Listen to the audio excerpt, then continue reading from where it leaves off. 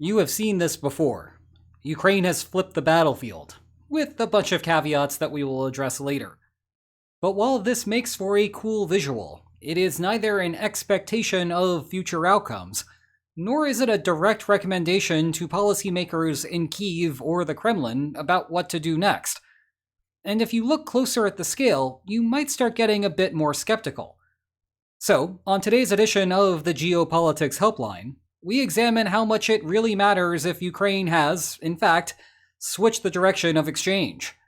Suppose that Ukraine has managed to alter the expected outcome of the war, from Russia conquering all of Ukraine in 100 plus years, to Ukraine being able to take back all of its territory in 100 plus years.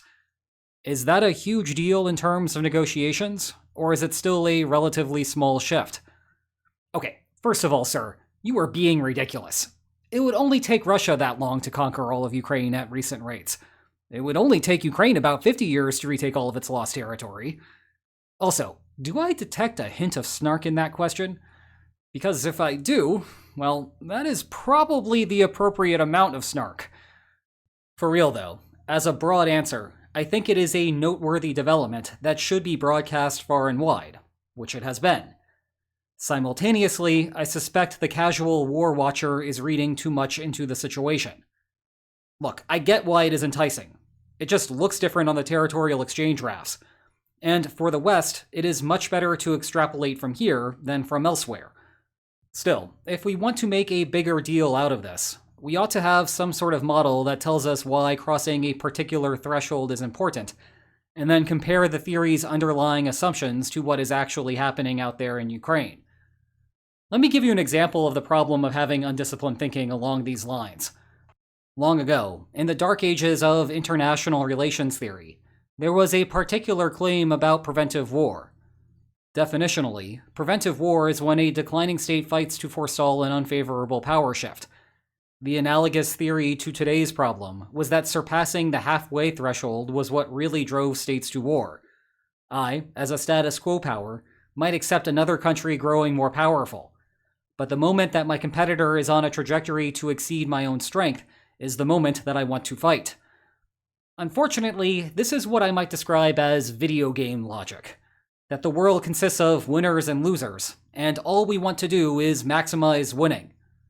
Well, sure, there is a fair bit of competitiveness in geopolitics, but states are not trying to maximize winning and losing. You can see that clearly in the current war, as neither side has tried to mobilize its youngest cohort. Rather, they try to maximize the health of their respective countries, which can often be shorthanded to the economic situation. Once you realize that, the power crossover theory loses its shine. What matters is how much you can acquire through war today, versus what you could hope to earn from a settlement in the future. For example, a shifting power scenario that looks like this would be a tempting one for the declining state to instigate a fight over. If the costs of war are small, there is a lot to lose by waiting. And indeed, you will note that none of the preventive war arguments made about the invasion of Ukraine ever suggested that Ukraine was on the verge of surpassing Russia. Likewise, this case features Ukraine breaking past the 50% marker. But the shift in the balance of power is tiny. As long as there is any heft in the costs of war, it would be an awful idea to take preventive action. The lesson here is not that natural mathematical cut points are irrelevant to geopolitical calculations. Rather, it is important to specify what strategic incentives cause those cut points to practically matter, beyond just looking mathematically important. Let me go deeper into the issue with these numbers. It is incredibly difficult to observe any changes in the battlefield at that pace. Go ahead and try right now. Yes, you can notice pixels change, but it is hard to appreciate any serious effects without comparing still frames from today to still frames from years ago. Consequently, who is on the offensive might matter. It just will not matter as much as other factors like patience or resolve. A state that cares more about the long run and the issues at stake is more willing to continue to pay the serious costs that dictate battlefield outcomes. What we observe on the ground day to day is fleeting compared to the political will to continue. The territorial exchanges will dictate the starting point for the final phase of the war, but I would still rather know what the relative patience and resolve levels are for Ukraine and Russia if I wanted to make a serious prediction here. Those will do more of the heavy lifting in determining the war's final outcome. Actually, in that light, you might think that the recent turnaround is a symptom of the real strategic concern, rather than the actual strategic concern. The Kremlin is losing soldiers faster than it can replace them, because it lacks the political will to pay greater domestic costs to continue the war at the same pace. Ordinary Russians do not care enough about the war to make the Kremlin's job easier either. Again, those are the more important factors.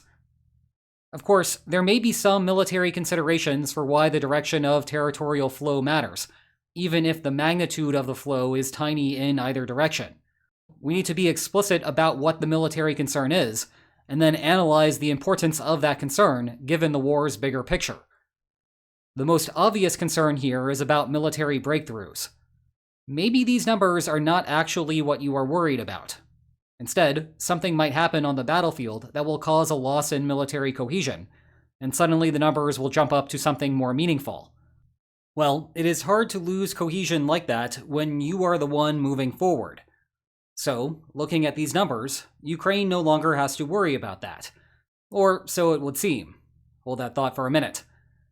It would take something incredibly reckless, like sending entire squadrons of yours on suicide missions without leaving anyone back on defense, before this becomes a real problem. And I know that Russia has been a bit cavalier in this regard, but part of the reason why Russia can send waves of soldiers forward is because it invested so much in defensive fortifications in 2023. Walls are insurance policies against such catastrophic failures.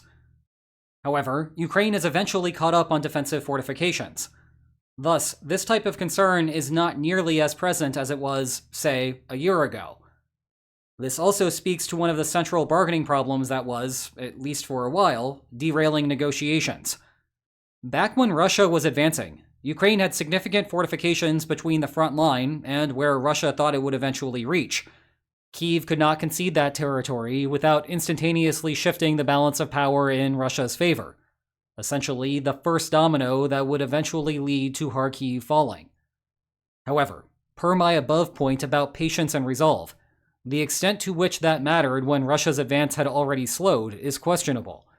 If Ukraine is going the other way, with the expectation that this will not change, then it becomes irrelevant. Thus, I would not outright dismiss the importance of the flipped battlefield here, but I would be cautious in describing it as a game changer.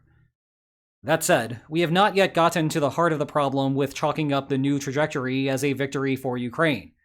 The numbers that you see are never an equal distribution of distance across the entire front line. They are a combination of many different salients, often going in opposite directions. Specifically, Ukraine's advance has been mostly in the Zaporizhia region, with a lot of it mopping up gray zone and gray zone adjacent areas. Meanwhile, Russia has been more active up along Donetsk and past Luhansk. The key thing is that Ukraine has been doing more than Russia, hence the net effect is positive for Kyiv. Let's imagine that these dueling advances are uncorrelated for a second. What we do not know is where the wall for either of these fronts is.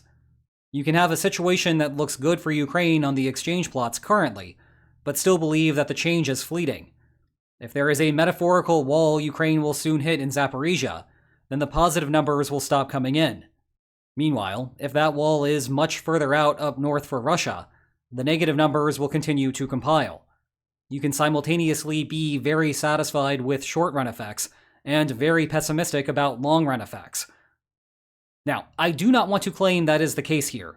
I do not know. Much of the chatter is about how Ukraine has adopted a counter-logistics campaign southeast of Zaporizhia, which has permitted those advances. You could think that the two fronts are correlated, and Ukraine will figure out how to implement a similar strategy further north. Alternatively, maybe Russia will redeploy soldiers further south, alleviating Ukraine's problems in the Donbass. It is also possible that the same counter-logistics campaign will not be feasible in the north, because Russia has substantially more paths for resupply. Again, this all remains to be seen. None of what I am saying here should be taken as gospel. You should also be cautious about anyone else making confident claims about what is happening. We are in a situation rife with uncertainty. That makes it very interesting to study, but we need a bit of humility in how we go about building our next expectations. Meanwhile, if you like hearing me give overly cautious answers to questions like this one, then keep the party going by checking out the complete Geopolitics Helpline playlist. And if you enjoyed today's video, then please like, share, and subscribe, and I will see you next time. Take care.